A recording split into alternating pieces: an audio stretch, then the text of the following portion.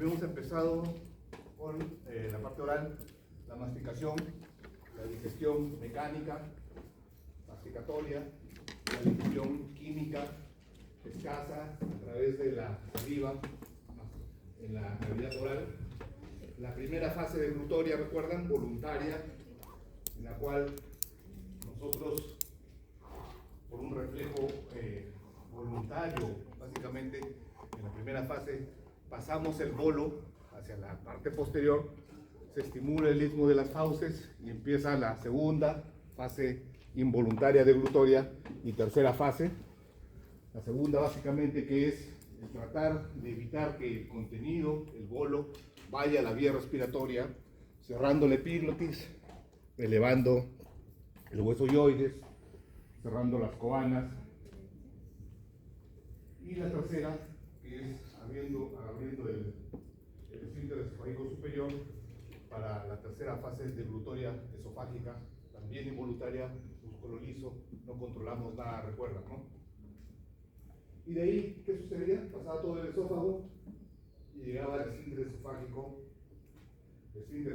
superior o cardias. De 30 a 35 milímetros su presión se aperturaba y cambiaba estructuralmente todo. ¿Por qué cambiaba estructuralmente todo? Porque entraba a otra estructura. ¿Cuál es? El estómago. Este estómago, estructuralmente, anatómicamente, no es como el esófago, que es un órgano básicamente de paso. Mucosa, submucosa, muscular, no tiene serosa, muy delgado, básicamente para bypassear toda la cavidad torácica. El estómago no. El estómago, justamente confrontado por un lado con los dos diafragmas, y ahí el esfínter cardíaco, el esfínter esofágico inferior, con esa fuerza para evitar que todo el contenido gástrico regrese hacia el esófago. El contenido gástrico, ¿qué pH tiene? Ácido de 1 a 2. El esófago no está preparado para ese contenido ácido, entonces tiene que tener un esfínter fuerte. Anatómicamente acá, igual una mucosa, pero no una mucosa como en el esófago, una mucosa totalmente diferente, una mucosa que tiene muchos pliegues, y entre esos pliegues va a haber glándulas, y en esas glándulas va a haber una serie de células, que las vamos a ver ahorita. En esas glándulas, que son pliegues, en esos pliegues va a haber glándulas, y en esas glándulas una serie de células. De repente unas más características que otras, pero son varias células que hay ahí. Esa es la mucosa. La submucosa, la muscular, 3 capas musculares a diferencia del resto. El esófago solamente tiene 2, el resto del tubo digestivo tiene 2, no, el estómago tiene 3 capas. ¿Por qué tiene una capa muscular más? Porque hace una muy fuerte digestión mecánica. No tan fuerte como la dental, probablemente. No es una fragmentación tan fuerte como la trituración que hacemos con los molares, premolares. Entonces es una fuerte digestión mecánica. Y por fuera una serosa también fuerte. Anatómicamente tenemos el fondo del estómago, el cuerpo del estómago y el ano. Hacia arriba el esfínter, el cardias, el esfínter esofágico inferior, y abajo el esfínter potente, duro, fuerte, que es el esfínter pilórico. Muy fuerte, muy potente, que va a regular todo lo que es el vaciamiento gástrico. Eso es anatómicamente. Funcionalmente, un fondo, cuerpo, 4, no. Funcionalmente hay 2 cosas nada más. Hay una parte del estómago, que es la parte superior, que básicamente sirve de almacenamiento. El fondo gástrico es más posterior y es el más grande, está más hacia atrás que hacia adelante, y sirve de almacenar. O sea, lo que van comiendo, lo que han almorzado, está almacenado en el esófago. Acaban de almorzar, son las 3, acaban de almorzar, ¿no? Nos está almacenado ahorita en su fondo gástrico. Y en el fondo gástrico, que es la parte más grande, se van a iniciar ciertos movimientos que son los de propulsión, que son contracciones hacia adelante, y se van a iniciar a razón de la célula de Cajal. ¿Recuerdan la célula de Cajal? Es la célula que va a dar la actividad eléctrica a nivel del estómago. Se describe que está entre el tercio superior y los 2 tercios inferiores sobre la curvatura mayor. Entonces, sobre la curvatura mayor, el esfínter superior, 2 tercios inferiores, se describe que está el marcapaso gástrico. Entonces acá empieza a haber una actividad eléctrica. ¿Recuerdan cuánto es la actividad eléctrica en el estómago?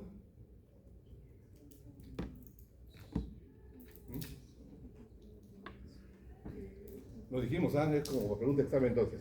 ¿Cuánto es la actividad eléctrica del estómago? Que inicia acá. ¿Y la actividad eléctrica da un movimiento? ¿La actividad eléctrica da un movimiento? No necesariamente, ¿no? ¿Recuerdan, no? ¿Recuerdan? O sea, si se ponen electrodos al intestino, a la víscera, puede ser estómago, delgado, grueso, tiene su actividad eléctrica, ¿no? Pero su actividad eléctrica no necesariamente condiciona movimiento. Algunos tienen más actividad eléctrica que otros. En general, si le ponen al músculo, al corazón, a toda estructura, tienen una actividad eléctrica. Entonces, acá en los 2 tercios inferiores y tercio superior, sobre la curvatura mayor, está la célula de Cajal, que da esa actividad eléctrica. Y a razón de esa zona es donde se inician los movimientos de propulsión. Los movimientos de propulsión que van a empujar desde arriba hacia abajo para que exista una mezcla. Una mezcla, es decir, se empieza a mezclar todo lo que se ha ingerido, y en esta mezcla va a haber una trituración gracias a estos 3 músculos fuertes, poderosos, y va a haber una propulsión que ingresa hacia acá, se cierra el esfínter pilórico bien cerrado y hay una retropropulsión, es decir, avanza, se contrae, se detecta que todavía no es homogéneo lo que está mezclado, no es un quimo completamente, o sea, la ingesta del bolo no se ha mezclado completamente con el jugo gástrico y no se ha formado bien un quimo, entonces no es homogéneo, es detectado a nivel antral y se cierra el píloro y lo regresa. Y está así regresando, así como una lavadora, se regresa y se regresa y se regresa. Probablemente en cada una de esas contracciones pase un poquito, ¿no? Fugue un poco hacia la primera porción duodenal, pero fugue un poco de algo homogéneo, un poco de quimo, ¿no? Algo homogéneo, ya sólido. Entonces esa es la fuerte contracción del estómago. El estómago da muy fuertes contracciones. Entonces nosotros vamos a tener 2 tipos de movimiento a nivel del estómago. ¿Cuál es ese movimiento? Un movimiento cuando has comido y un movimiento cuando no has comido. Los que han almorzado están acá en el movimiento postprandial. Los que han almorzado recientemente están acá en este movimiento. ¿Pero quién no ha almorzado ahorita? Ya, los que no han almorzado están acá, en este movimiento en ayunas. Este movimiento en ayunas se llama el complejo motor migratorio. Han hecho ayunos y no empiezan a tener ese sonido del estómago que empieza a sonar. ¿Alguien ha tenido los ruidos de hambre? ¿No? Esos ruidos de hambre son dados por el complejo motor migratorio, que se le dice el barrendero intestinal, va recogiendo todos los residuos, secreciones, partículas que han quedado. Entonces, mientras más jóvenes la persona, estos ruidos son más fuertes, estas contracciones son más fuertes. Le llaman ruidos de hambre. Entonces, los ruidos de hambre son dados en ayuno. ¿Por quién? ¿Por quién? Por el complejo motor migratorio, ¿no? Este complejo motor migratorio tiene varias fases, ¿no? Tiene 3 fases, pero en general, solamente vean que en la tercera fase, solo en la tercera fase es donde hay movimiento, ¿no? Se da cada 2 horas, pero en general si su ayuno es más prolongado, ¿no? O sea, pasan 3, 4, 5 horas, van a tener más ruidos de hambre. Ustedes se dan cuenta que tienen hambre, su estómago suena, son ruidos del complejo motor migratorio, del barrendero intestinal. Les está pidiendo comida. Pero a veces fisiológicamente de repente interesante, pero no es lo más importante, ¿no? Lo más importante es ¿Cuándo es lo más importante? ¿Cuándo es lo más importante? Cuando comemos. ¿Qué sucede cuando comemos? Cuando comemos, les había comentado que el estómago tiene una capacidad que se llama relajación receptiva. Es decir, el estómago tiene un tamaño, un volumen. Cada persona, así como una persona tiene una nariz pequeña, una nariz grande, el estómago también. Estómagos pequeños, grandes. Y está dentro de las hipótesis de por qué unas personas tienen más obesidad que otras. No, porque tiene un estómago más grande, entonces tiene que comer más para satisfacer eso, ¿no? Entonces, pero sea pequeña o sea grande, el estómago tiene una capacidad de crecer sin que la presión cambie. ¿Y cuánto es esto? Se establece que más o menos de litro a litro y medio, o sea, de 1000 a 1500 centímetros, es lo que el estómago puede ingerir y la presión no cambia. Toman un litro de agua y no ha cambiado en nada la presión dentro del estómago. Ha crecido, es como esas bolsas que van a comprar y crecen y entran todo igual. Crece, a eso se llama relajación receptiva. Y en esa relajación receptiva, que va creciendo el estómago, se va adaptando, se va acomodando todo lo que van ingiriendo, todo el bolo alimentario se va mezclando con los tubos gástricos para formar el timo y se va acomodando en las paredes. Se acomodan las paredes de tal manera que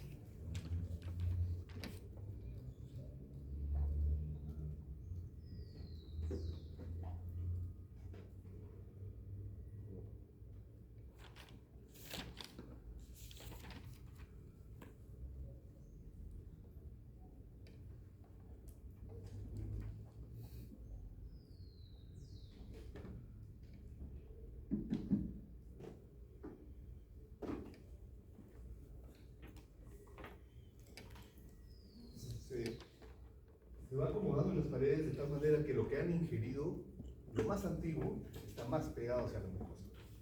Y lo más reciente está más hacia afuera, ¿no? O sea, lo más pegadito hacia los pliegues es lo que han comido primero, lo más antiguo, la acomodación. Y empieza el peristaltismo a entrar. Entonces, a partir de este tercio superior con 2 tercios inferiores, donde está la célula de Cajal, empieza a contraerse a través de un anillo bien contráctil y fuerte.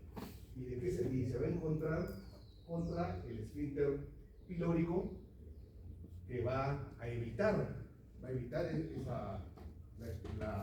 vaciamiento gástrico, y va a hacer una retropropulsión, y eso es lo que produce la mezcla, ¿no?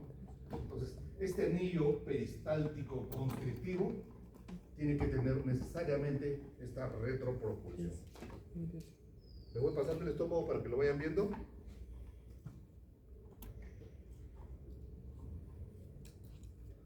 Vean acá el píloro, pueden abrirlo, ¿eh? Vean el píloro y entiendan que acá se contrae fuerte, pero el píloro se cierra totalmente porque no está homogéneo, y esto es una retropropulsión. Entonces se cierra, retropropulsión, avanza, retrocede. En este avanzar y retroceder se mezcla todo, ¿ya?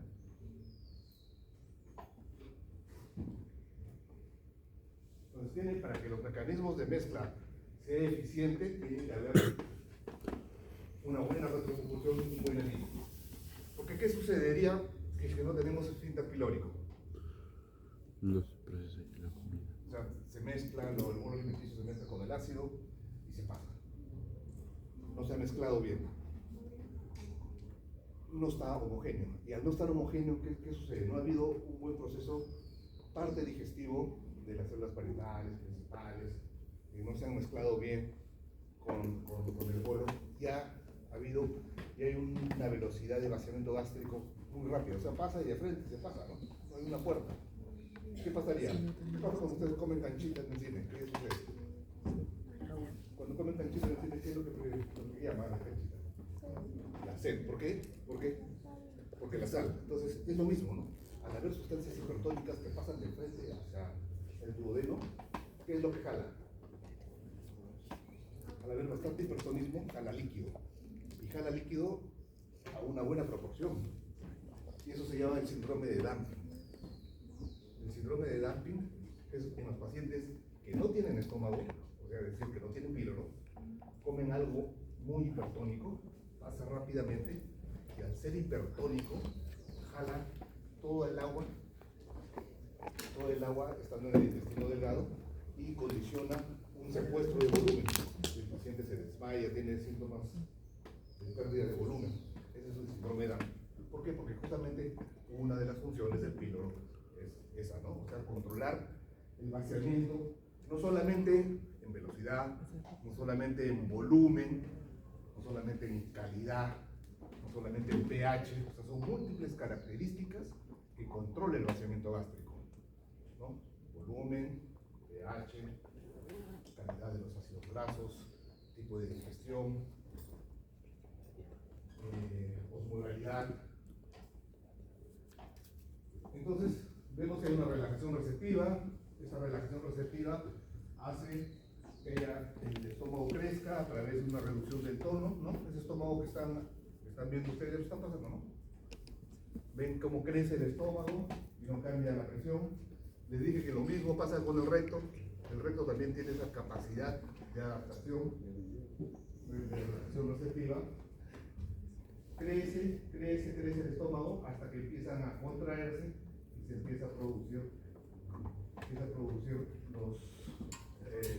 para la mezcla, el anillo propulsivo con la retropropulsión a nivel kilómetro, ¿no?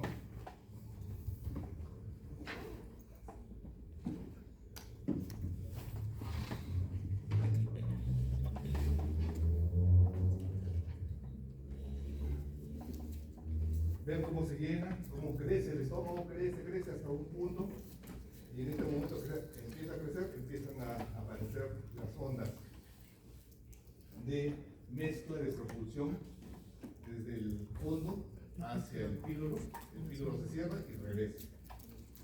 Avanzas el píloro y regresa. Avanzas el píloro y regresa.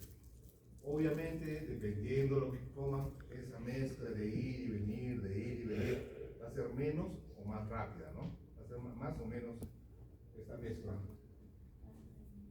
¿Y en qué momento se abre esto? Cuando el estómago acá detecta que esto ya es homogéneo, ya no tiene una hiperosmolaridad tan elevada, ya no tiene muchos ácidos grasos, o si los tiene están más diluidos, y empieza a perturbarse a razón de que viene uno y se regresa, ¿no? Pero viene uno y empieza a pasar un poquito, un poquito. Este poquito que pasa empieza a activar otras cosas acá. Este poquito que pasa empieza a activar acá los receptores para pH. ¿Cuáles son los receptores que detectan para ver la secretina? ¿Se acuerdan? Que vimos en la clase anterior. Las células. Las células de secretina, de colecistoquinina, para las grasas, si es que hay grasas. Entonces, ¿quiénes van a estimular el vaciamiento gástrico? ¿Quiénes lo estimulan? El hecho de que se llene, ¿no? O sea, un estómago grande, un estómago lleno, mejor dicho, un estómago lleno estimula que el píloro se abra. ¿Quién más lo va a estimular? La gastrina. ¿Dónde se producía la gastrina, recuerdan? Las células que están a nivel antral. También está en la primera porción, segunda porción duodenal, pero fundamentalmente en el antro. Entonces, tanto la distensión como las células que están en el antro van a estimular la apertura pilórica. ¿Y quiénes van a inhibir esta apertura pilórica? Van a inhibirlo la retroalimentación del duodeno. ¿Y cuándo lo inhiben? Cuando lo que está pasando es demasiado grande, o sea, pasa mucho volumen. Rápidamente ha pasado mucho volumen, no. El intestino delgado detecta que es mucho volumen y lo inhibe, o sea, ciérrate el píloro, le dice. O cuando lo que está pasando es muy ácido, es demasiado ácido. Normalmente estamos hablando de 1 a 2 de pH a nivel gástrico. El intestino delgado no tiene, la primera porción, segunda porción duodenal, el duodeno, no tiene ese pH. El pH del duodenal es alcalino. Pero es alcalino gracias a toda la secreción pancreática y a toda la secreción biliar. Entonces, para que se empiece a contrarrestar esta secreción ácida gástrica, tiene que haber una buena secreción biliar y una buena secreción pancreática a la vez. Entonces, a la vez están como apagando, disminuyendo el pH que se está vaciando. Entonces, por algún motivo, de repente, si no hay una buena secreción de bilis o no hay una buena secreción de jugo pancreático, el quimo no pueden controlar esto, le dicen, no, ciérrate, espera un poco a que se produzca más estímulo pancreático, más estímulo de bilis. ¿Cuándo se inhibe también? Cuando lo que están comiendo tiene proteínas muy complejas o grasas muy complejas, no han sido procesadas. Cuando son sustancias hipo o hipertónicas o sustancias irritantes. O sea, mejor dicho, cuando son sustancias, moléculas muy complejas y el duodeno no puede controlarlas, ¿no? Si se dan cuenta, hablando de presiones nada más, a nivel del tubo digestivo habíamos dicho que se secreta 1 litro, litro y medio de saliva, ¿no? De jugo gástrico, más o menos lo mismo, jugo biliar, igual, jugo pancreático, un poco menos, jugo intestinal, de intestino delgado, más o menos lo mismo. Al final son como 6-7 litros. 6-7 litros de secreción al tubo digestivo que hay. Y la mayor parte se resuelve en el intestino delgado, ¿no? Solo una pequeña parte se defeca. 150 centímetros de líquidos es lo que se defeca. Entonces, esos 6-7 litros que se secretan al tubo digestivo, la mayor parte pasa y se acumula a nivel del duodeno. El duodeno, a nivel de presiones, es la zona que soporta la mayor cantidad de volúmenes, porque está soportando todo el vaciamiento gástrico, está soportando todo el vaciamiento de la bilis, de la vía biliar, todo lo del Wirsum, del jugo pancreático, y parte de la zona intestinal del intestino delgado. Entonces, en flujos, en presiones de volumen, el duodeno, en la segunda porción duodenal más específicamente, es donde hay mucho más volumen que en todo el resto del tubo digestivo, por lo que estamos diciendo, ¿no? ¿Alguna pregunta acá? ¿Alguna pregunta? Estamos hablando solamente de motilidad, movimiento del estómago. ¿Ustedes sienten cuando su estómago suena? ¿Sienten? ¿Sí? Cuando tienen hambre. Cuando no tienen hambre, cuando no han comido mucho. ¿Sienten movimiento o no?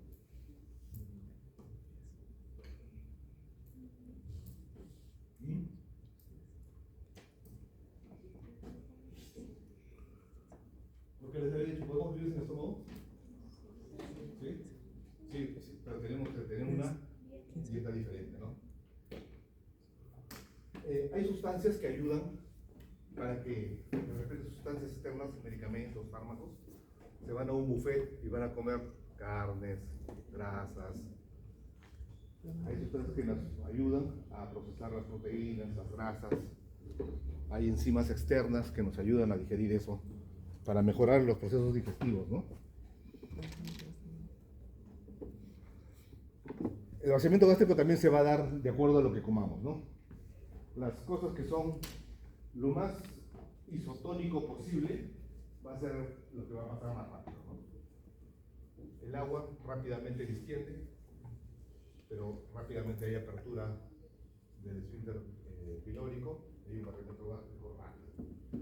Contrariamente, el hígado, carne, cosas muy pesadas, tienen un vaciamiento gástrico muy lento. Y al tener un vaciamiento gástrico muy lento, hay saciedad, ¿no? Justamente en base a esto también hay los criterios de cómo controlamos la obesidad. Habíamos dicho cortar la grelina, ¿no? ¿Se acuerdan? La hormona gastrointestinal, la grelina, que es la hormona del hambre, está en el estómago. Entonces, hay sustancias antirrelinérgicas que se crean para quitarle el hambre, pero otros han dicho mejor al estómago lo cortamos. Esos estómagos grandes los cortamos. Lo cortan verticalmente, es decir, un ratito un pedacito. Está el estómago así, y lo cortan así. Entonces sacan acá como un chorizo. Queda cerradito, lo cortan así con una grapadora. Una grapa acá, dos grapas, utilizan 4 o 5, dependiendo del tamaño del estómago. Y sacan acá un choricito. Y el estómago queda tunelizado, con un tubito nada más. Y acá sacan un tubito acá. Eso se llama manga gástrica. Entonces, si tienen un estómago chiquito, ¿qué va a pasar con lo que comen?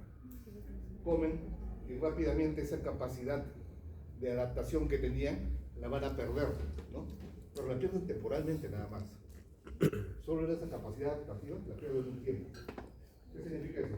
Que a la larga la van a recuperar, y a la larga va a crecer, y a la larga van a tener a recuperar esa capacidad de comer, ¿no? Pero el proceso dura, sí, comen rápidamente y se llenan, tienen una llenura precoz que inhibe el apetito, el hambre, y quita el apetito y baja de peso, obviamente. Muy indicado en personas que tienen comorbilidades como hipertensión, diabetes, otras enfermedades, ¿no? Asociadas. No la parte estética. A mí me parece que no tiene una indicación para la parte estética, pero sí para las personas que tienen diabetes, hipertensión incontrolada, si no se pueden, esas personas sí tienen una ayuda tremenda, el hecho de hacerles este tipo de cirugías bariátricas, ¿no? Esa es la cirugía de la manga, la gastrectomía vertical. Cortar un pedazo de estómago para quitarle esa capacidad adaptativa gástrica para que rápidamente el paciente tenga saciedad y coma menos. ¿Alguna pregunta? ¿Curiosidad? ¿Nada? ¿Se ven escuchando la manga, no? ¿No tiene ninguna pregunta usted? ¿Nada?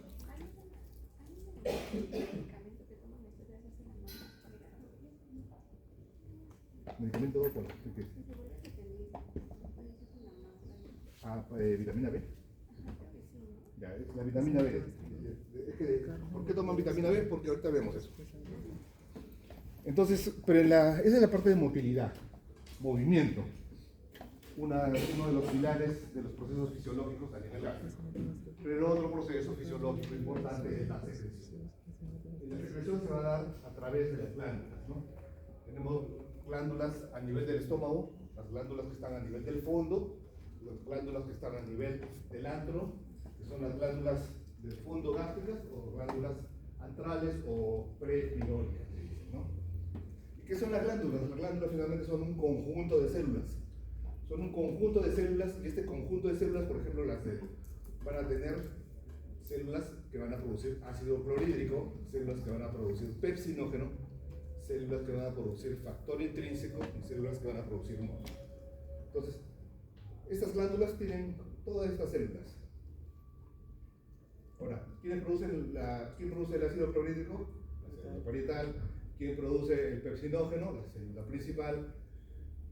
El factor intrínseco también es producido por las células parietales y el moco por las células caliciformes, ¿no? Produce el moco.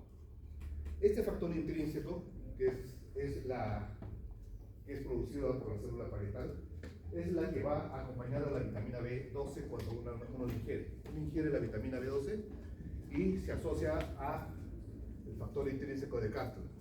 Y se asocia a nivel gástrico y lo acompaña durante el duodeno, yeyuno, hasta el hilio terminal, donde finalmente se reabsorbe, ¿no? Y se reabsorbe y ayuda para la formación de la hemoglobina y no tener una anemia macrocítica, ¿no? Entonces estos pacientes, al no tener estómago, no tienen células parietales, no tienen ácido, no tienen factor intrínseco, no tienen absorción de vitamina B12. Entonces tienen que darles vitamina B12 externa para evitar este tipo de anemia. Esa es la otra pregunta, ¿no? Tienen que dar vitamina B12 para evitar este tipo de anemia por la deficiencia del factor intrínseco. ¿El factor intrínseco hace que se absorba la vitamina B12 en el estómago? ¿Sí o no? ¿El factor intrínseco hace que se absorba la vitamina B12 en el estómago? En el hígado. Entonces, así como tenemos glándulas con múltiples células a nivel del fondo, también vamos a tener glándulas a nivel prepilóricas o antrales. Pero las antrales, como habíamos dicho, van a tener otras células características, que es la célula G, la que va a producir gastrina. La célula G que produce gastrina va a producir una célula que es el pepsinógeno, las células principales para producir pepsinógeno, las células caliciformes. Si se dan cuenta, en todo el estómago hay células que producen moco. ¿Por qué hay células que producen moco? Porque el estómago se tiene que proteger de la gran acidez que tiene el propio estómago. El estómago, estamos hablando de una acidez de 1 a 2. Es normal esa acidez. Es normal tener esa acidez. Y el estómago se protege con esa película de moco a razón de 1 milímetro que fortalece toda la superficie del estómago para protegerla de la acidez. En esa película de 1 milímetro de moco hay bicarbonato, hay prostaglandinas. Esa película de moco es la que el Helicobacter pylori en su proceso destructivo, inflamatorio, destruye y forma lo que son la lesión ulceropéptica, ¿no? Moco. Entonces, ¿y qué pasaría si nosotros estamos entendiendo que el ácido es normal, ¿no? O sea, es normal para múltiples cosas. ¿Para qué nos ayuda el ácido? ¿Para qué? Para degradar. 18, 40. Ya.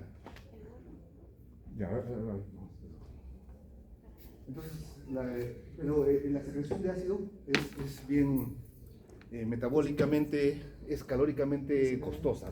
Cuesta, o sea, se necesita aproximadamente 1500 calorías por litro para generar acidez. 19. ¿No? Esta es una glándula, y en esa glándula, ¿no?, múltiples células. Células del cuello, células de la parte media, células de la base, ¿no?, células parietales, principales, de móculos, células G, células APUT, heterocromafil light.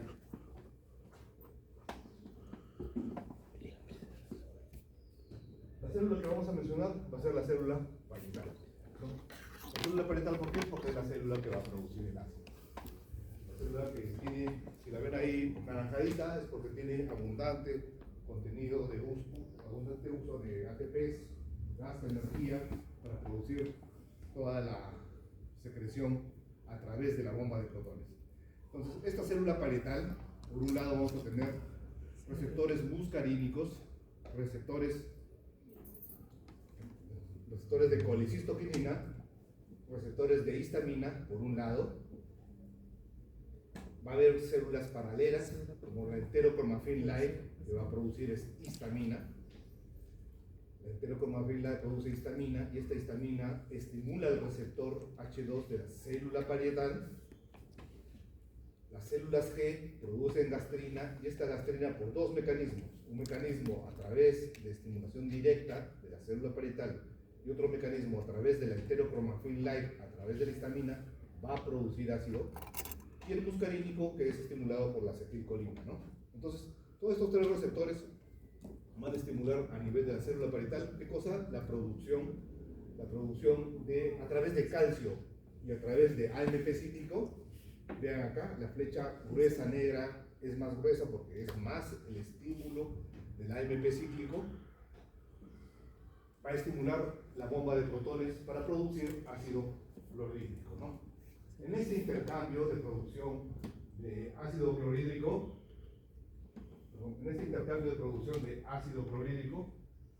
en este intercambio de iones intracelulares de un lado a otro, por un lado se produce el ácido clorhídrico, ¿no? Y al producir este ácido clorhídrico, externamente también se va a producir bicarbonato que se va a ir a la sangre. Este bicarbonato que se va a la sangre, por la anhidrasa carbónica, va a ser lo que va a dar la alcalinidad a la sangre, lo que da esa marea alcalina. Esos pacientes, esas personas que después comen, van a tener esa marea alcalina por este bicarbonato que está ingresando, porque se está produciendo ácido clorhídrico. O sea, comen ustedes ese estímulo de haber comido, esa distensión, ese estímulo de distensión y de las células G, estimulan gastrina, y esta gastrina va a estimular a la enterocromafin light, a la histamina, directamente a la parietal, va a empezar a producir ácido clorhídrico, y a su vez les va a empezar a dar sueño porque están produciendo bicarbonato hacia la sangre, en lo que se llama la marea alcalina. Esta es la célula parietal, con todos estos receptores. En algún momento se produce producía mucho ácido, entrando en lo que es patología, ¿no? Se producía mucho ácido y este ácido empezaba a dañar las paredes del estómago y causaba la enfermedad ulceropéptica, heridas en el estómago, enfermedades ulcerosas, que podrían sangrar, que podrían perforarse. Entonces, ¿qué es lo que se hacía? Empezaron a crearse bloqueadores de estos receptores, ¿no? La ranitidina, que bloquea a la histamina, y de ahí los que salieron después, los inhibidores de la bomba de protones. Omeprazol, esomeprazol, pantoprazol, todos los inhibidores de la bomba de protones. Pero el tener ácido es normal en el estómago. Es normal tener ácido en el estómago, ¿no? O sea, a la larga, lo anormal es empezar a tomar inhibidores de bomba de protones. No está bien tomar bloqueadores de bomba de protones. Se van a la farmacia y les venden inhibidores de bomba de protones como si fueran dulces. No está bien, o sea. Lo que sucede es que hay muchos otros factores que estimulan a la célula parietal por fuera. El estrés, el café, el fumar, estimulan a la célula parietal por otro lado, por otros mecanismos, y hacen que esta célula parietal empiece a producir más ácido. La asociación con Helicobacter pylori hace que empiecen a haber estas lesiones, estas erosiones ulcerosas, gástricas, duodenales, y empiezan a haber heridas. Y le dicen, tomen su omeprazol. El problema está que cuando le das tus inhibidores de bomba, claro, le pasa la sintomatología. Pero si en algún momento estás teniendo ahí una enfermedad oncológica, una neoplasia, un cáncer de estómago, estás ocultando ahí la sintomatología. ¿Una úlcera se puede transformar en cáncer? Una úlcera siempre es úlcera, nunca se transforma en cáncer. Sin embargo, un cáncer sí se puede ulcerar. Un cáncer sí se puede ulcerar. Entonces, endoscópicamente, cuando se ingresa, ven las heridas, ven las erosiones, las úlceras, y hay ciertas características endoscópicas para poder diferenciar o sospechar si estás hablando de una úlcera o de un cáncer ulcerado. Pero una úlcera es úlcera siempre. Un cáncer es un cáncer que sí se puede ulcerar y puede confundir. Lo que pasa es que la sintomatología inicial de los dos es la misma, ¿no? Acidez, boca del estómago. Palpen ustedes sus borras costales, palpen y llegan hasta la apéndice si quieres. Ahí se proyecta el plexo celíaco. ¿Cuál es el plexo celíaco? ¿Qué lo vemos? El tronco celíaco, el plexo. La boca del estómago. Ahí arde, ahí duele en úlcera, ahí duele cáncer. Y ahí pasa cuando dan inhibidores de bomba. Ustedes deben sospechar en pacientes que este dolor es constante, es permanente, no es solamente en la semana de exámenes, ¿no? Y no se debe dar siempre, ¿no?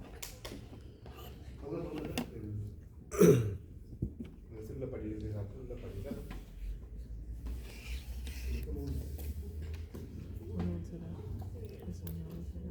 ¿Una pregunta de la célula parietal? ¿Nada?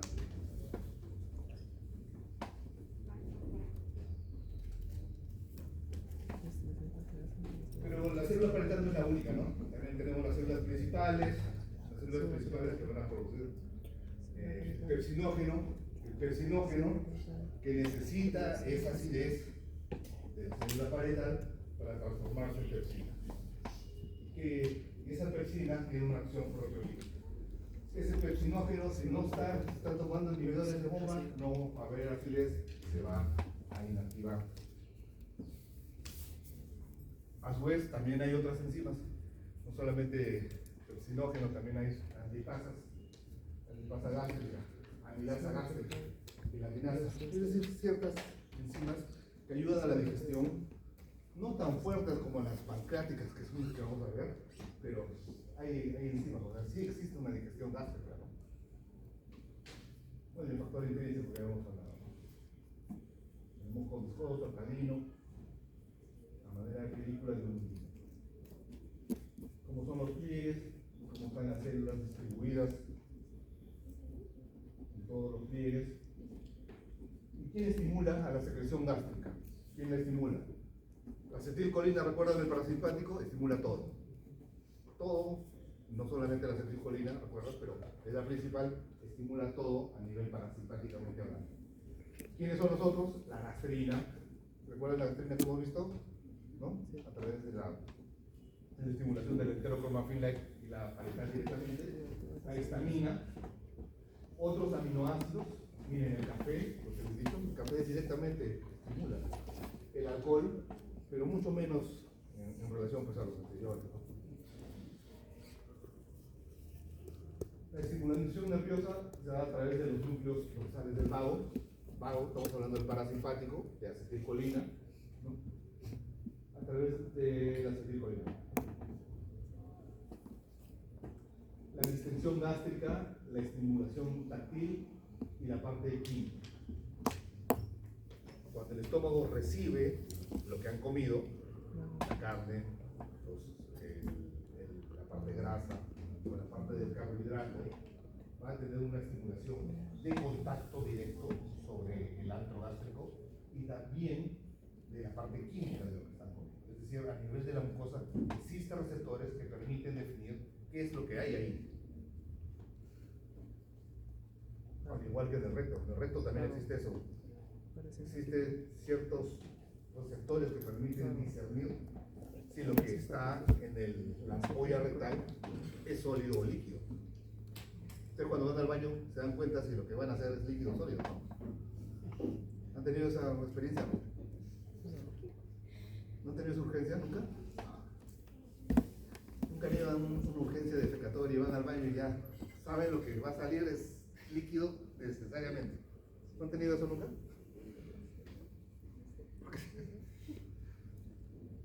¿No han tenido nunca eso?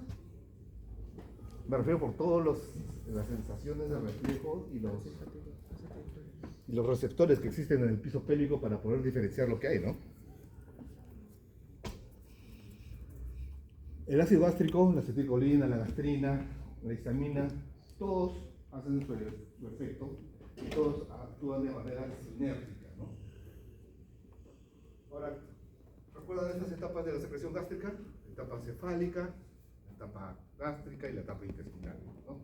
La etapa cefálica, la que se explota acá en el Perú, que se explota en todos los sentidos. Todos los sentidos. Veo que están cocinando el chifita, escucho que están friendo el chifa, huelo los olores del chifa, ¿no? Siento ¿qué podría sentir? No sé,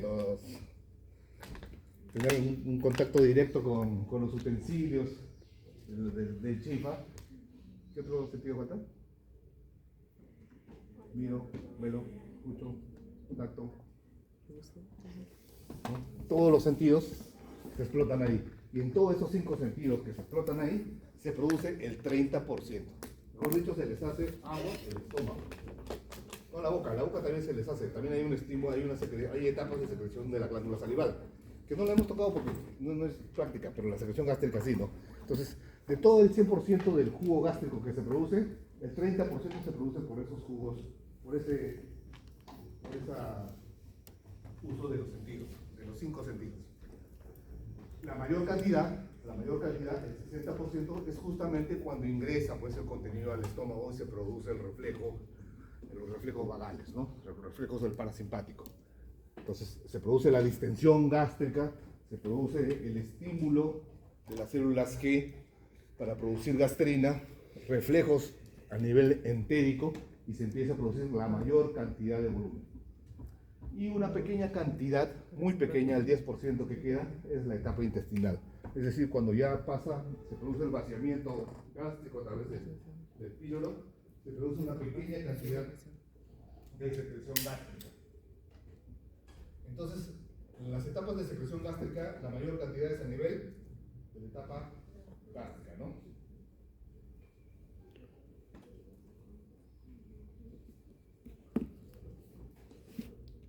Bueno, acá lo mismo, ¿no? Como las fases cefálicas, la fase gástrica y la fase intestinal.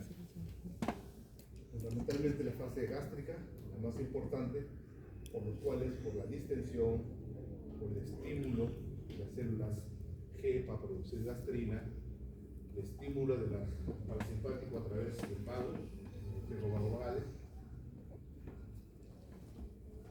¿Y quién va a inhibir la secreción gástrica? ¿Quién inhibe que el estómago que siga produciendo ácido? ¿Quién reclama cuando hay mucho ácido? ¿Tienen idea gástrica? Cuando se abre el píloro, todo pasa al intestino, ¿no? El que reclama es el afectado. ¿Cuál es el afectado? El intestino delgado, el duodeno. Cuando empieza a aperturarse el píloro y empieza a pasar o mucho volumen, o mucho pH, o mucha acidez, o mucho irritante, empieza a haber un reflejo enterogástrico, ¿no? Enterogástrico, es decir, el intestino, el duodeno reclama, oye, está mucho volumen, mucho ácido, mucho irritante, procésalo más, disminuye tu acidez, ciérrate píloro, contrólate, disminúyeme el paso. Por presencia de todo eso, ¿no? Por presencia de proteínas, grasas, ácido, está muy hipertónico, hipotónico. ¿Y qué va a producir esto? Que se empieza, como todo esto ha pasado a nivel duodenal, en el duodeno se empiezan a estimular las otras hormonas. La secretina, ¿qué estimula la secretina? Las células sí, se van a producir agua y carbonato a nivel pancreático y va a estimular que el píloro se cierre. La colecistoquinina, que por un lado, colecistoquinina, contracción de la vesícula, pero va a hacer que el píloro se cierre. Somatostatina, que es la que inhibe todo, va a hacer que se inhiba la secreción gástrica, ¿no? Ya, ese es estómago. ¿Una pregunta con el estómago?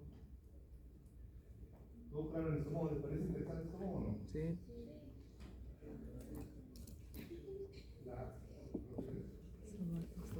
La gastritis es una erosión nada más, o sea, es una inflamación de la mucosa.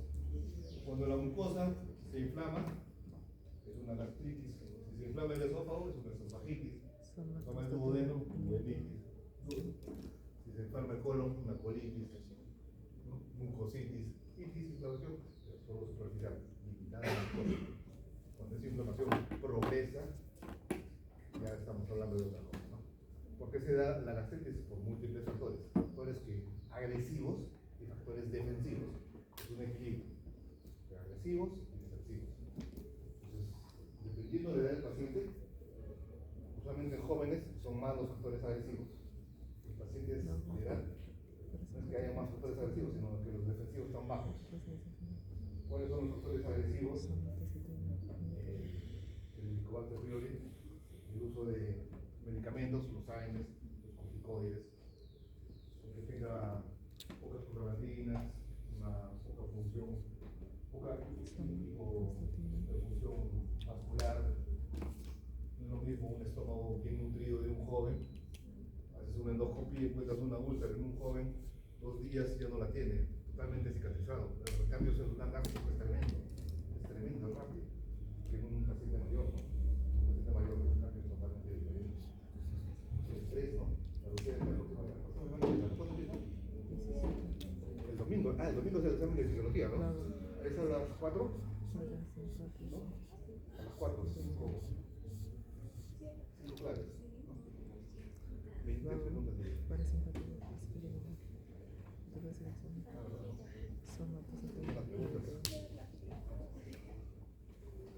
No, todavía no me ha dado el doctor Bobo y sus preguntas. No sé cómo será el nivel. ¿Otra pregunta de eso? Profesor, usted creo que dijo la clase pasada, me parece que dijo que las personas obesas tienen más tendencia a producir leptina. ¿Algo así? Lo que sucede es que la leptina se produce no en el tubo digestivo, se produce en la célula grasa, en el adipocito. Y uno dice, pero entonces, si los obesos tienen un montón de adipocitos, tienen un montón de leptina. Sin embargo, hay una resistencia a la leptina, ¿no? Es contradictorio, ¿no? Sí, tienen leptina, pero es resistente. ¿Acá otra pregunta? ¿No? ¿Todo claro?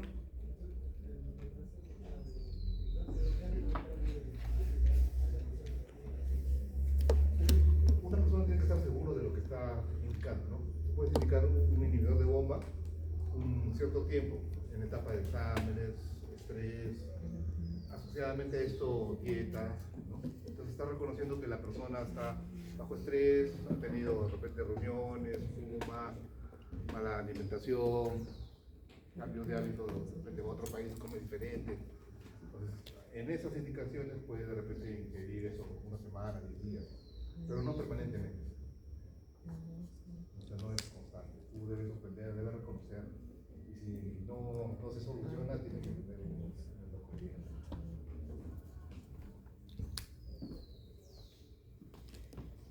¿Estómago todo claro?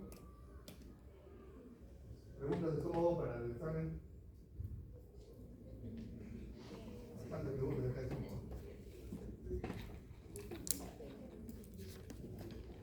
Entonces sigue pasando, se produjo todo el vaciamiento gástrico, dejamos al estómago detrás, ¿no?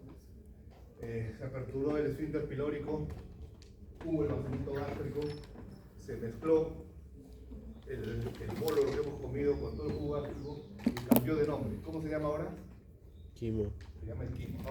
Quimo se llama esa sustancia ya homogénea, pastosa, que está a nivel duodenal y yeyunal y se va a empezar a esparcir, en todo el duodeno y yeyuno para que empiece a actuar ¿quién? ¿Quién va a empezar a actuar? La secreción pancreática. Entonces vamos a tener al páncreas, que tiene su función endocrina, que ya la vieron. Vamos a ver acá que va a tener una función exocrina. ¿Cuál es la función exocrina del páncreas? Va a secretar de litro a litro y medio diario de jugo pancreático. ¿Y qué va a tener este jugo pancreático? Básicamente enzimas. ¿Qué enzimas? Para digerir los carbohidratos, para digerir los lípidos y para digerir las proteínas. Para digerir todo, ¿no? El páncreas tiene enzimas para digerir todo.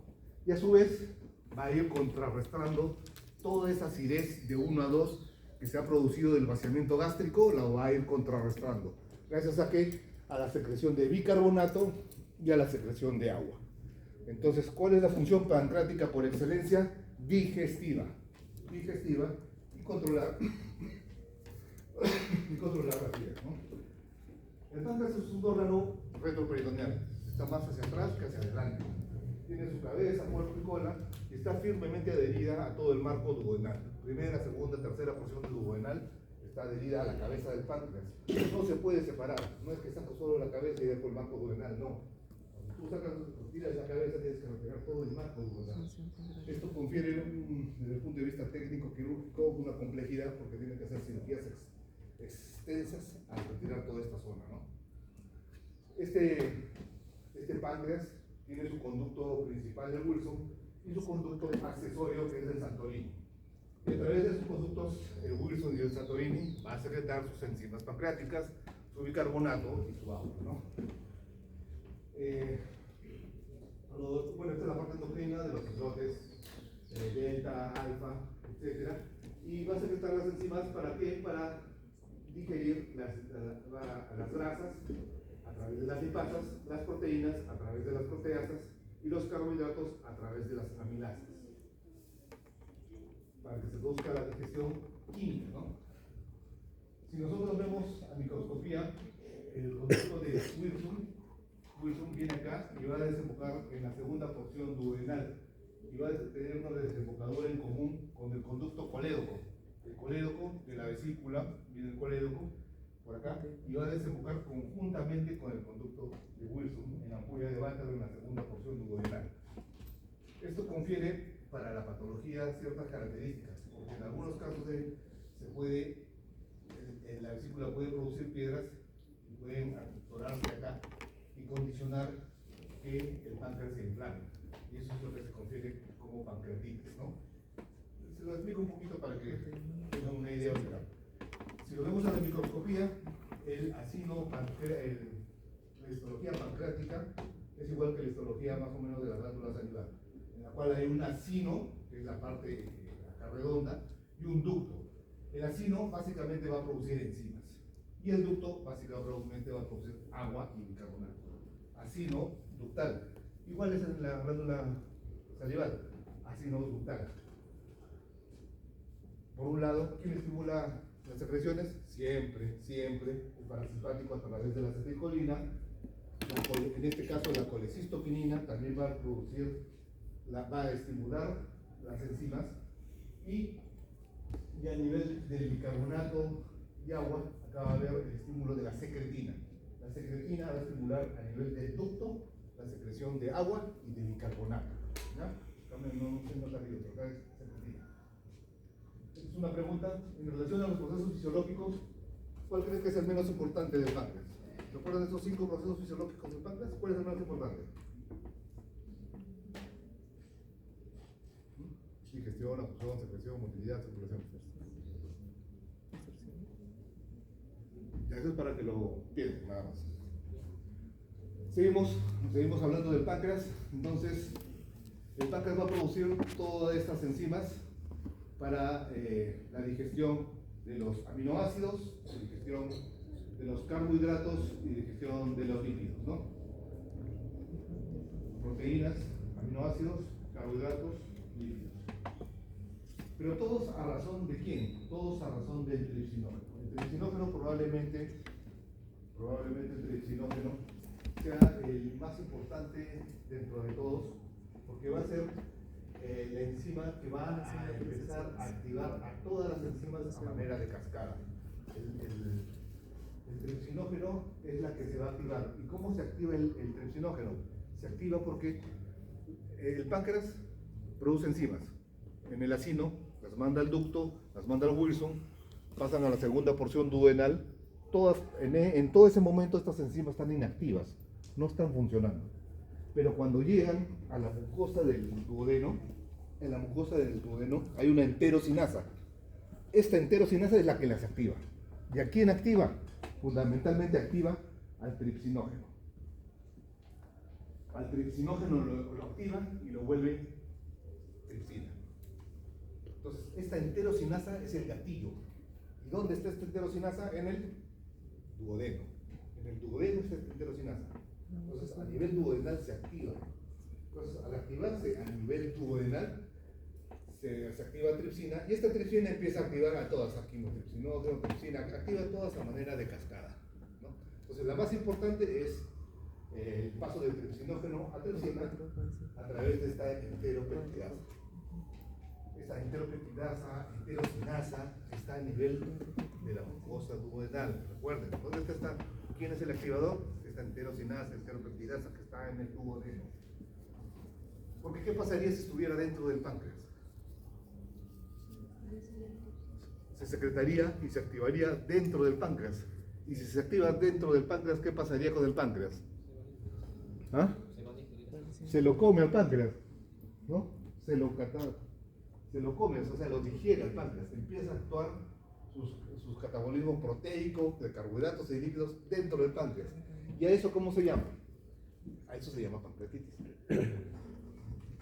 Por alguna razón,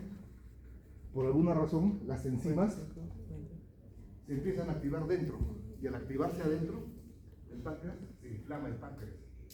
¿Cuáles son esas hipótesis de esas razones? De que un calculito que esa desembocadura en común atora, ya no sale, y ese aumento de presión hace que el reflujo de la bilis, dice que parte de la bilis no va al duodeno, sino que regresa al páncreas y también al hígado. Parte de las enterocinasas dice que entran por una translocación. Son hipótesis que hacen que finalmente lo que hacen es que se active el tripsinógeno. El tripsinógeno es tan importante que incluso existe un inhibidor del tripsinógeno, un inhibidor de la tripsina. O sea, existe un autocontrolador de él, ¿no? Que está dentro del acino. Es como un policía que está dentro del acino y del ducto, controlando que no te actives dentro de acá, porque si te activas dentro de acá, condicionas la catástrofe que es la pancreatitis. Entonces, tenemos también un inhibidor de la tripsina que está dentro del páncreas. ¿Dónde está? Dentro del acino y dentro del ducto conducto, ¿no?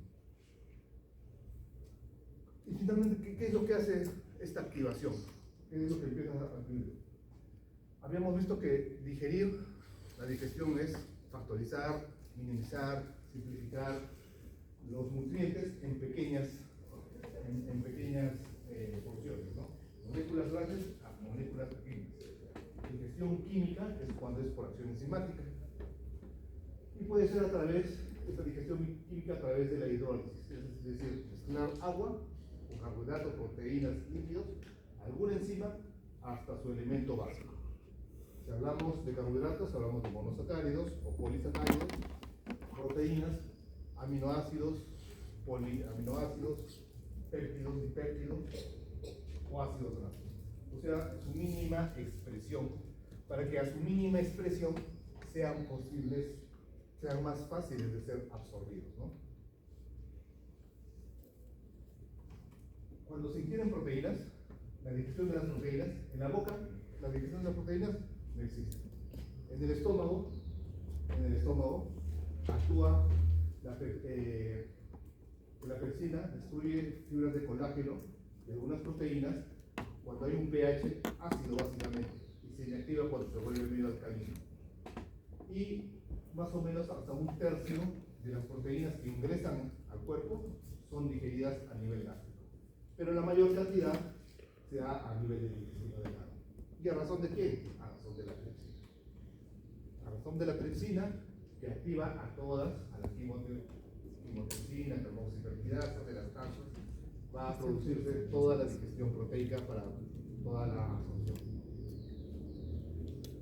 Cuando ingresan las moléculas, cada molécula es un aminoácido, ¿no? Cada molécula es un aminoácido, que es una proteína, ¿no? Todas las proteínas no ingresan así estiraditas, ingresan apelotonadas, como bolas de lana. Gracias al ácido, este apelotonamiento se pone lineal, se desdobla,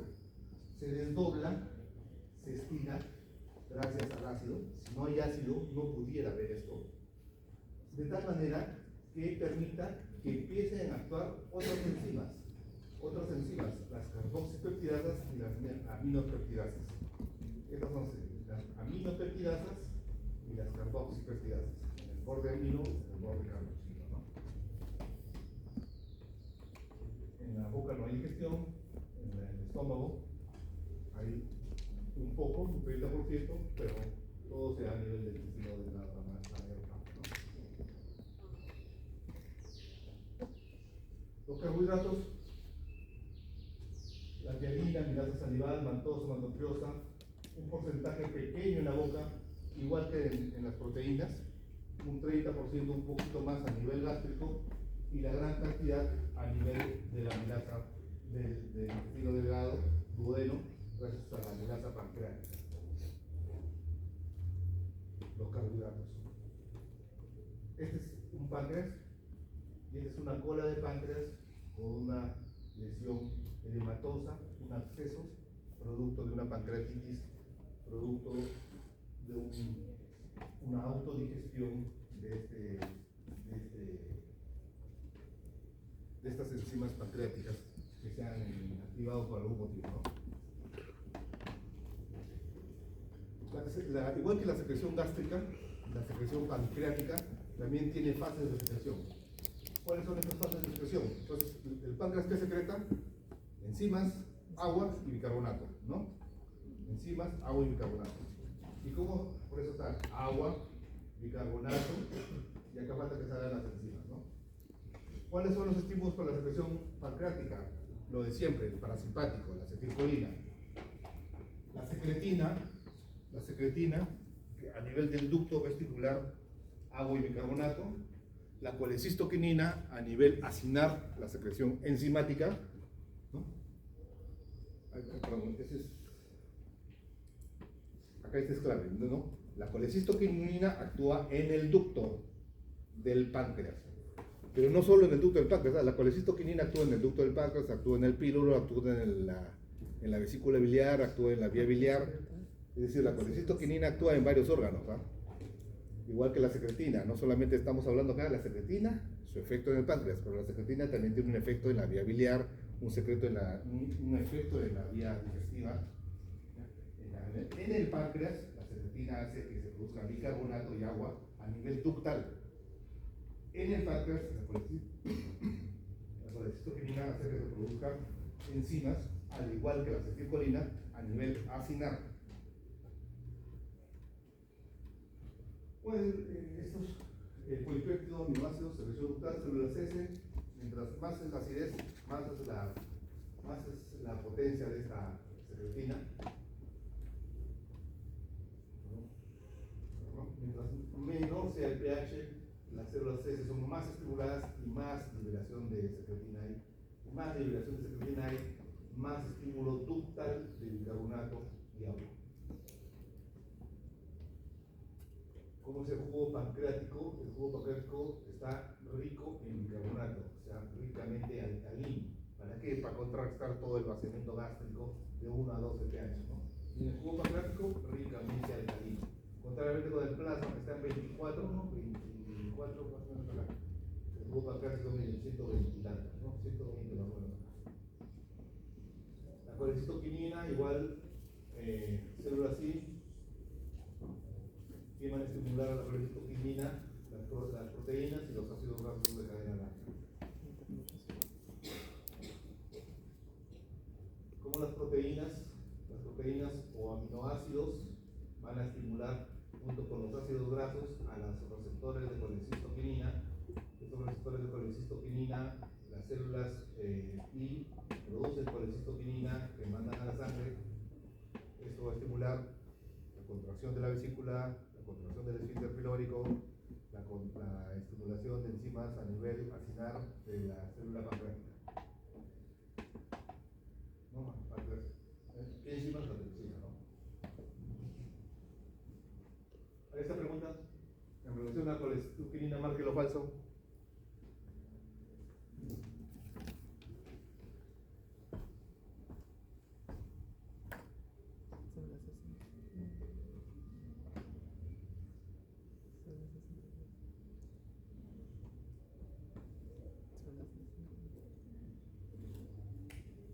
¿Cuál es lo falso? Varias falsas, ¿no? Sí. Varias falsas hay, ¿no? Por Ya, así son las preguntas, ¿ah? Claro. No, para que piense. Entonces, la célula pancreática acinar, a través de AMP cíclico o calcio, van a tener sus receptores. Sus receptores de lo que hemos hablado, de lo que seguimos hablando, de colecistoquinina, de acetilcolina, de secretina, de VIP, para finalmente ¿qué? Producir enzimas, ¿no? Que producen enzimas. Las tres fases de la digestión pancreática, igual que en el estómago, cefálica, gástrica e intestinal. ¿Cuál será la más importante? ¿Cuál será la más importante? La cefálica, un 20%, menos que la anterior. La gástrica, 10% es importante. La más importante es cuando se produce todo el vaciamiento, esfínter pilórico, el vaciamiento del esfínter pilórico y se produce la intestinal, ¿no? Es decir, cuando hay un contacto directo a nivel del duodeno, es la fase más importante. ¿No? La fase intestinal, la fase más importante y responsable de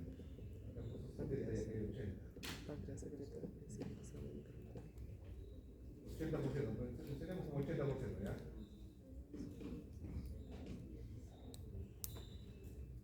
Acá como las células que son estimuladas, estimular las células que en el antro gástrico con la función gastrina, esta gastrina a nivel gástrico produciría acidez, pero esta gastrina no solamente produce a nivel gástrico, esta gastrina también, vean, va a tener una participación a nivel pancreático y en el páncreas específicamente a nivel acinar.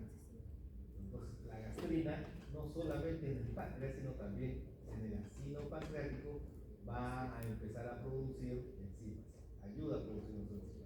¿Ya? Paralelamente también el vago estimula a las células G a través de la acetilcolina. Este vago estimula tanto al ducto como al acino, el acino en producir enzimas, al ducto en producir agua y bicarbonato. Vean cómo la gastrina tiene múltiples funciones en múltiples órganos, como la secretina, lo mismo, y la colecistoquinina, lo mismo. Si ven, de repente un órgano es el principal, pero actúa en varios órganos, ¿no? Control de la secreción pancreática.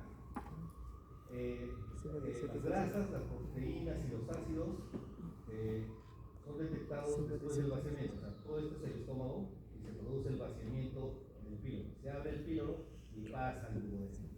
En este duodeno es detectado por ciertas células, ¿no? Células I, y va a producir colecistoquinina, y esta colecistoquinina a nivel acinar produce las enzimas. Estos péptidos, ácidos grasos, esta acidez va a ser detectado por las células S de secretina, y esta secretina va a actuar a nivel ductal para producir agua y bicarbonato. Entonces aquí se mezcla el agua de bicarbonato y se mezclan las enzimas. Entonces el páncreas que produce agua, bicarbonato y enzimas. Gracias a la secretina, gracias a la colecistoquinina. Paralelamente también hay otro estímulo que es la acetilcolina, que estimula a los dos, ¿no? ¿Ven?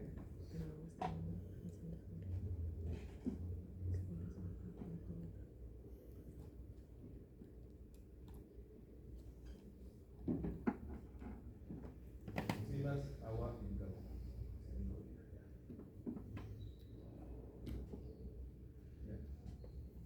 Como a nivel acinar actúa fundamentalmente la colecistoquinina y a nivel ductal la secretina. Esta puede ser una pregunta para los que han venido nada más. Y acá este gráfico, ¿ya? Un par de preguntas.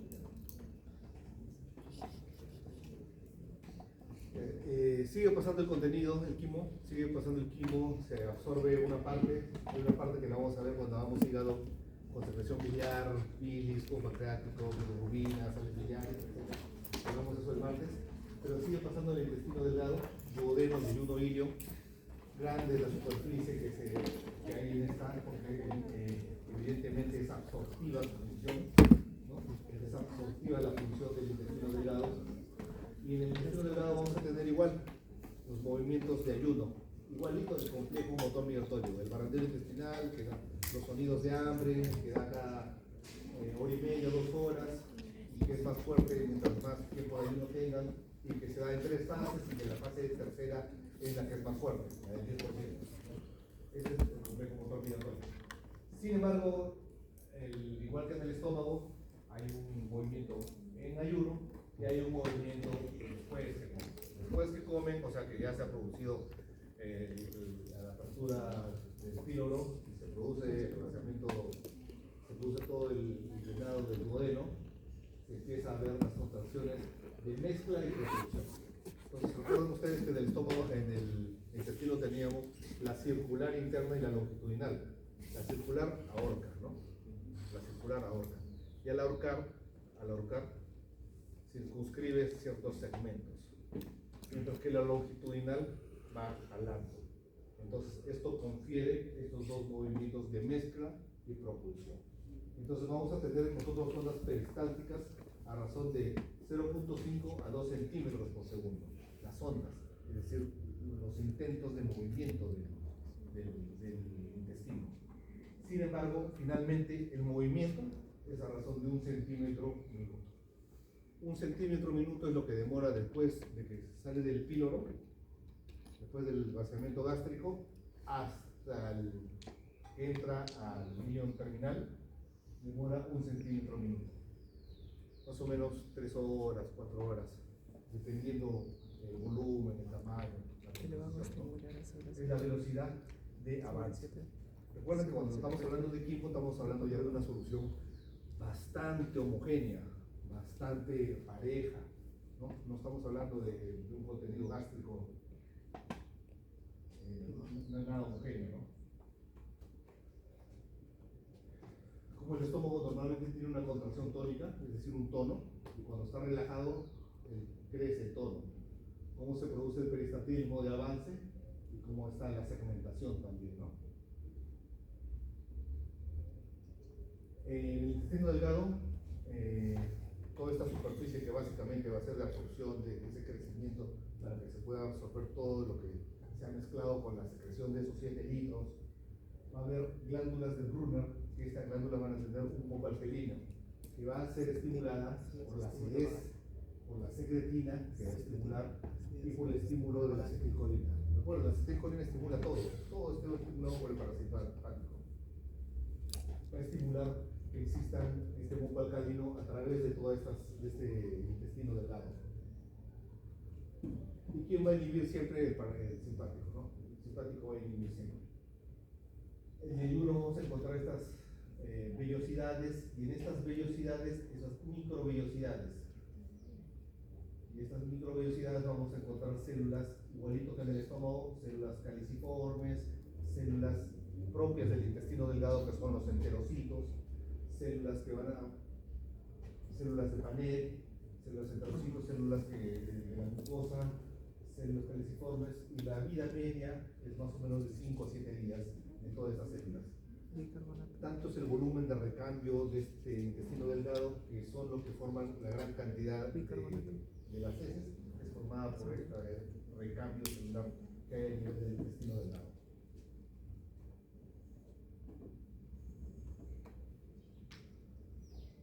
La producción de líquido por el enterocito en sí es de casi 2 litros al día del enterocito. El intestino delgado evidentemente es alcalino, ¿no? Todo está contrarrestado por la acidez, por la alcalinidad de la bilis, del jugo pancreático y del jugo intestinal, netamente alcalino, ¿no? El jugo intestinal del intestino no contiene enzimas, salvo algunas disacaridasas que no tienen mayor efecto, en la conclusión final no son muy efectivas. Sí, de repente tienen esas enterocinasas que son las que activan al pepsinógeno, pero son las que están en el borde del cepillo, no están en sí en el jugo intestinal, están en el borde del cepillo de la segunda porción, tercera porción duodenal. Por eso les digo, las enzimas se encuentran en el borde del cepillo de esa segunda o tercera porción duodenal, ¿no? Y esta gran cantidad de líquidos para que sea pues, el vehículo acuoso, para que se distribuya en todas esas áreas, en este aumento de área de superficie, si se puede absorber.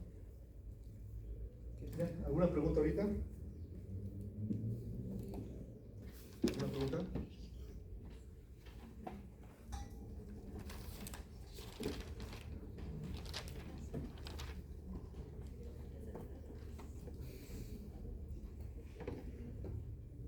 Les debo por esa imagen porque de ahí voy a sacar varias preguntas.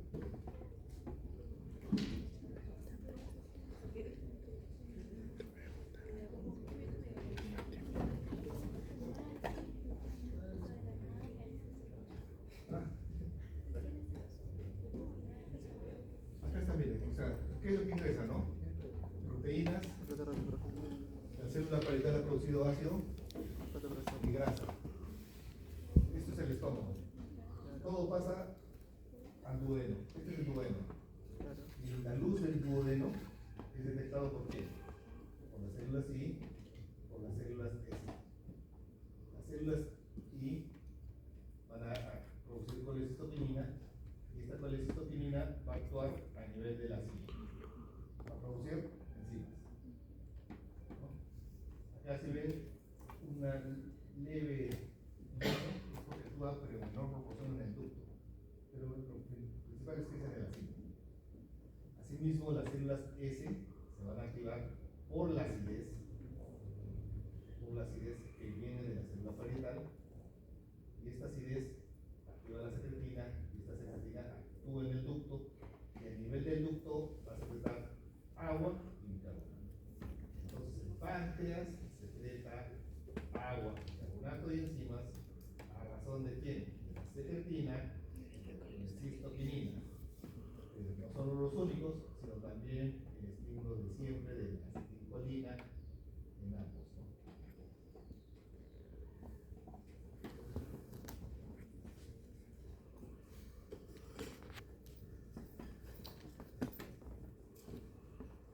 ¿El martes va a haber clase normal?